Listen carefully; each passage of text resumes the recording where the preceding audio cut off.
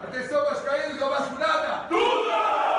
Como é que é, Casaca, casaca, casaca, casaca, casaca! A turma é boa, é mesmo da fusaca! Vasco, Vasco, Vasco!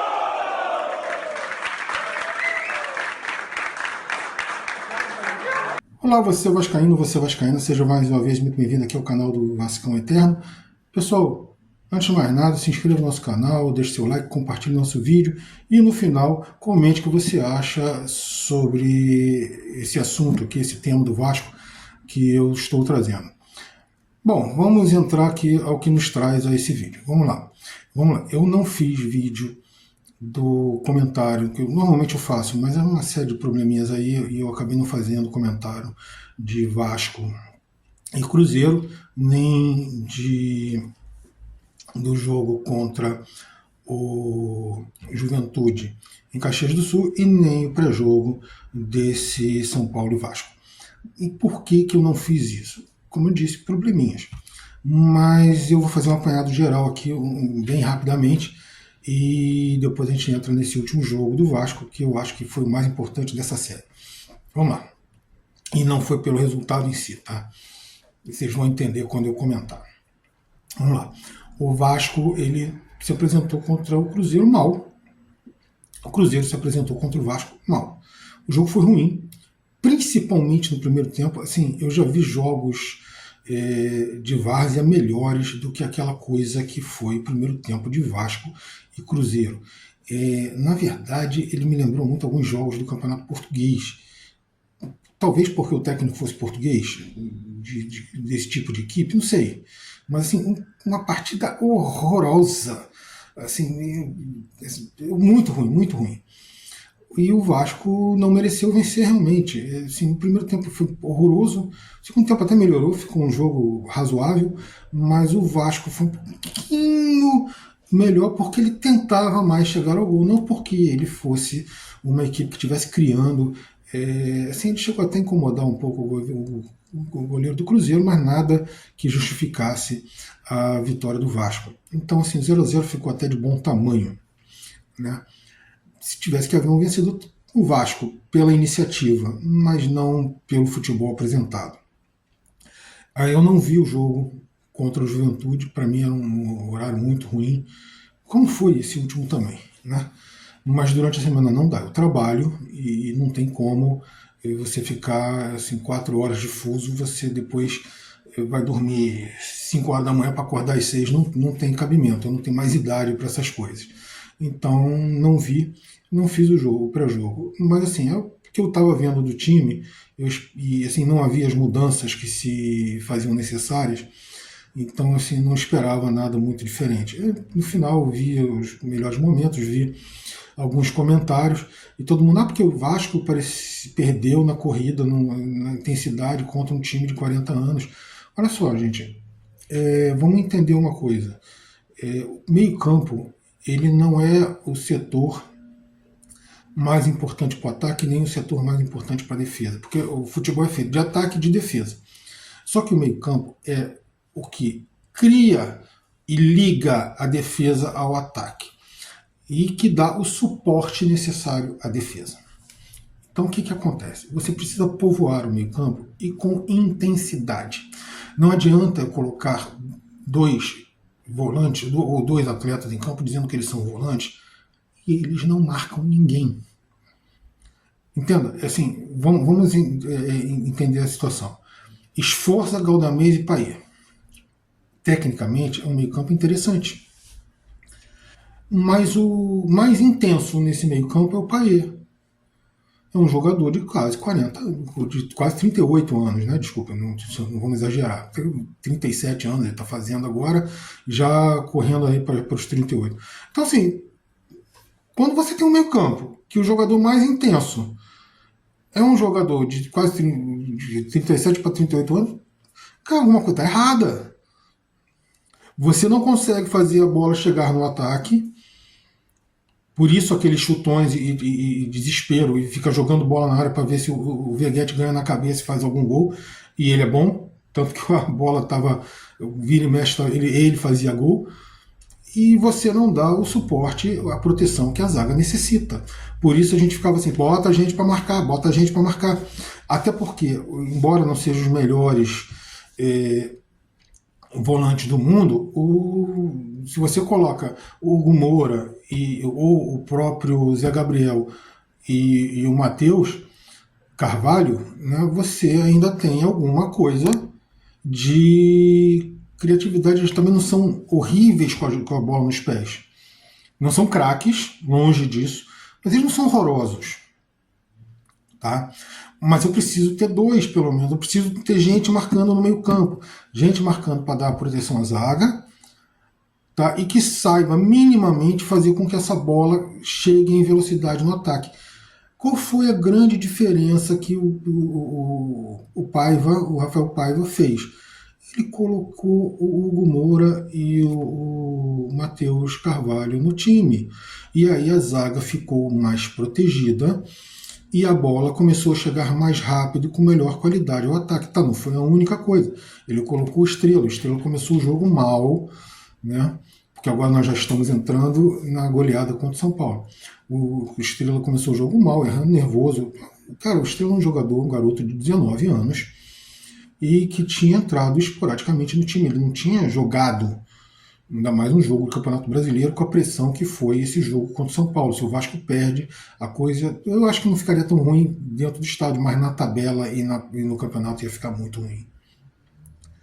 Então, assim, ele entrou com uma pressão imensa e ele deu plenamente conta do recado. Normal, aqueles 15 primeiros minutos dele, depois ele foi se acalmando, foi entrando no jogo, e ali dos 25 minutos até a hora que ele saiu, ele foi uma peça fundamental dentro do jogo, dentro da partida. Muito boa a apresentação dele nesse sentido, né? E o Vasco começou a ter a bola, né? A proteção à zaga, não a bola em si, porque inclusive você via que a equipe de São Paulo tinha mais posse de bola do que o Vasco, durante quase que todo o jogo. E é o que eu falo, posse de bola não quer dizer nada. Assim, posse de bola, você pega uma bola para cada jogador, dá, leva para casa a bola para você ficar brincando de embaixadinha, né? Você faz o que quiser com ela. Assim, a questão de ter a bola é se você sabe ou não o que fazer com ela.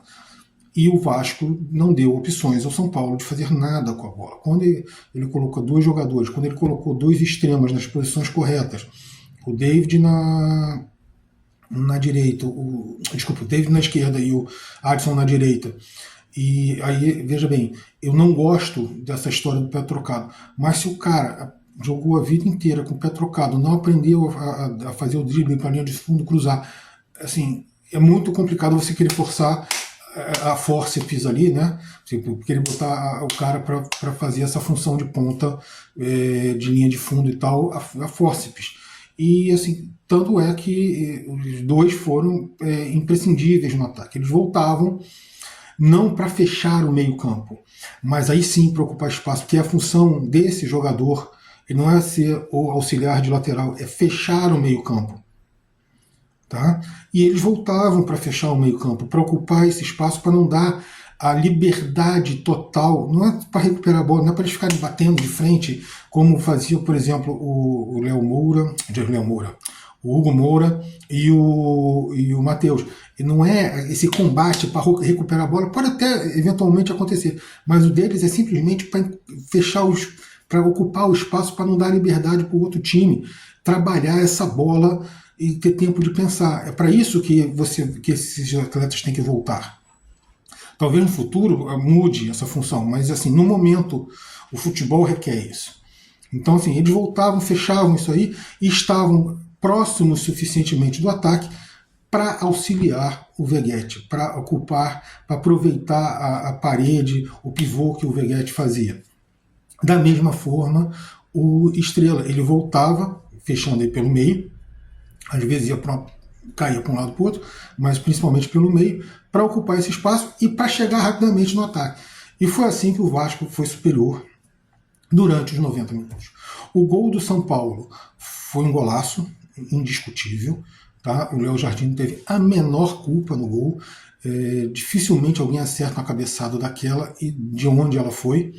né? O cruzamento também foi um cruzamento longo, de longe, uma certa falha ali, porque o cara não podia cabecear sem ser incomodado, mas ele aconteceu, e ele acertou uma cabeçada de rara felicidade. A bola foi no ângulo, nenhum goleiro pegaria praticamente aquela bola, muito difícil, a não ser que estivesse mal colocado. Ele não estava mal colocado, ele estava colocado corretamente.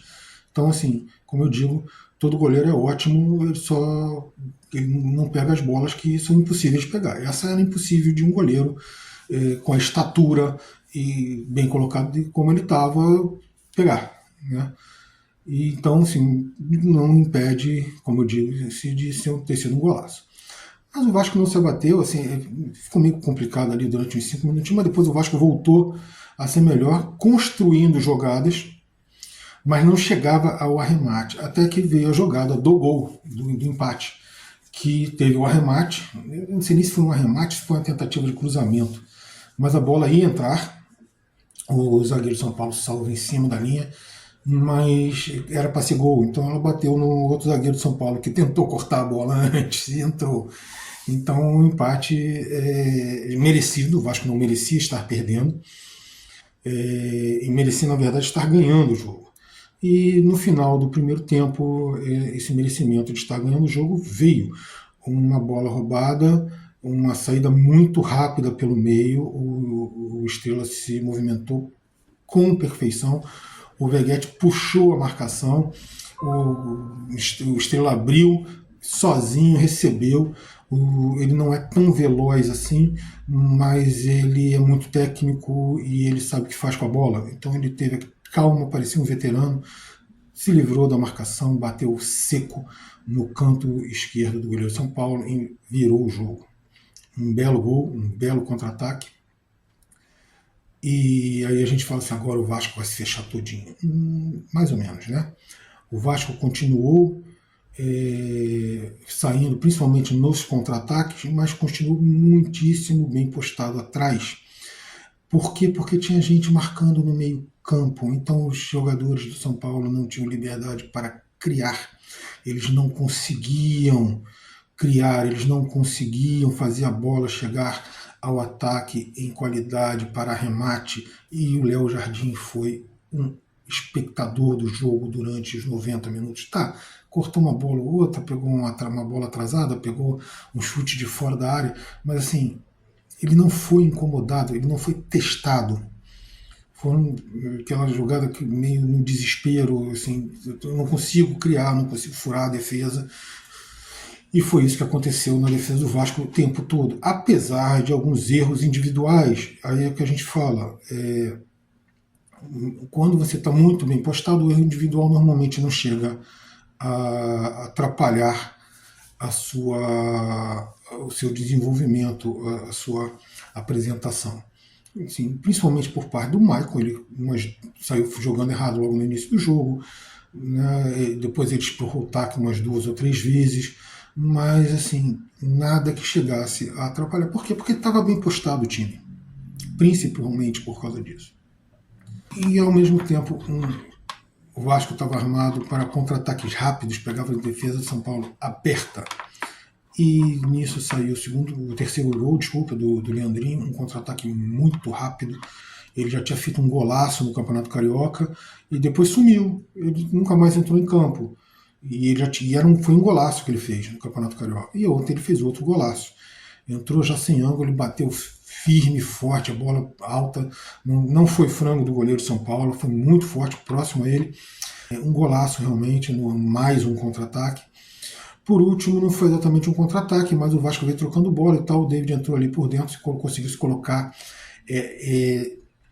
entre os zagueiros sem marcação. A bola foi lançada para ele, efetivamente, foi um passe. Ele pegou de primeira, não tem aquele negocinho de ter que matar, ele pegou de primeira, de virada, foi um golaço, matando qualquer pretensão do São Paulo. O São Paulo ainda chegou a fazer um segundo gol antes, acho que foi antes desse gol do David, mas foi muito bem anulado pela arbitragem. O jogador de São Paulo estava bem impedido, né? O Bandeira também colocou bem, já a marcação foi feita dentro de campo e depois checada pelo VAR.